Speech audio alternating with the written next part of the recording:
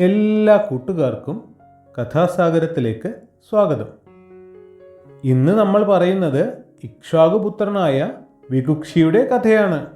ഇക്ഷ്വാകു മഹാരാജാവ് അയോധ്യയിൽ വാണ് രാജഭരണം നിർവഹിച്ചുകൊണ്ടിരുന്ന അവസരത്തിൽ ഒരിക്കൽ അദ്ദേഹം മഹാപ്രളയ ശ്രാദ്ധം കഴിക്കുന്നതിന് നിശ്ചയിച്ച് വേണ്ട ഒരുക്കങ്ങളെല്ലാം നടത്തി ആചാര്യനായ വസിഷ്ഠനെയും മറ്റു ഋഷിമാരെയും ക്ഷണിച്ചു വരുത്തി. ഈ യാഗത്തിന് വേണ്ട മാംസം കൊണ്ടുവരുന്നതിനായി അദ്ദേഹം സ്വപുത്രനായ വികുക്ഷിയെയാണ് നിയോഗിച്ചത്.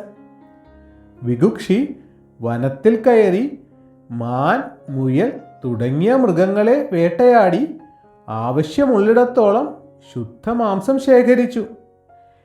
എന്നാൽ കൊട്ടാരത്തിലേക്ക് തിരിച്ചു പോകും വഴി ക്ഷീണം ബാധിച്ച വികുക്ഷി താൻ ശേഖരിച്ച മാംസത്തിൽ നിന്ന് ഒരു ചെറിയ മുയലിനെ എടുത്ത് പാചകം ചെയ്ത് ഭക്ഷിച്ച് അല്പനേരം വിശ്രമിച്ചു.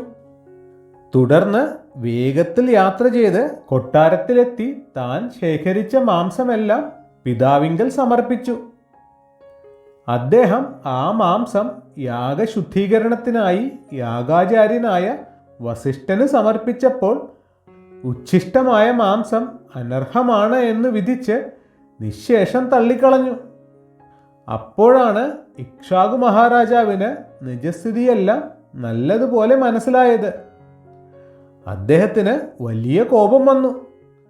അപമര്യാദയായി പ്രവർത്തിച്ച വികുക്ഷിയെ അദ്ദേഹം രാജ്യത്ത് നിന്ന് ആട്ടിപ്പുറത്താക്കി.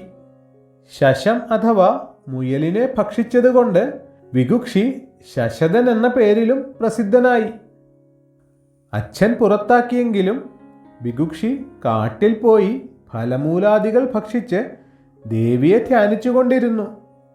ഇക്ഷ്വാകു മഹാരാജാവ് കാലഗതി പ്രാപിച്ചപ്പോൾ അയോധ്യയിൽ തിരിച്ചെത്തിയ വികുക്ഷി രാജ്യഭരണം കയ്യേറ്റ് അനേക വർഷം രാജ്യം ഭരിക്കുകയും സരയൂ തീരത്ത് വെച്ച് അനേകം യാഗങ്ങൾ നടത്തുകയും ചെയ്തു. ഇക്ഷ്വാകുപുത്രനായ വികുക്ഷിയുടെ കഥ ഇവിടെ തീരുകയാണ്. വികുക്ഷിപുത്രനായ ഖഗുൽസ്ഥന്റെ കഥ അടുത്ത ഭാഗത്തിൽ പറയാം.